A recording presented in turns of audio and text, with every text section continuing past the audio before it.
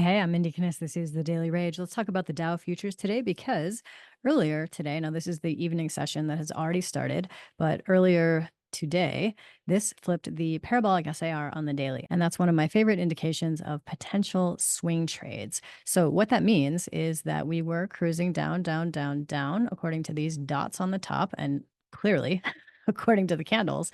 And then we made our way back up through the cloud, past the turning line, past the standard line.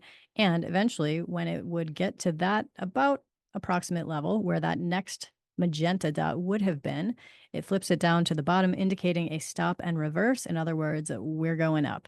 So I do like to use these for potential swing trades because the daily time frame on the parabolic SAR is going to be a much bigger move, obviously. Not always, but that's the intention. You can see here it only lasted for 2 days.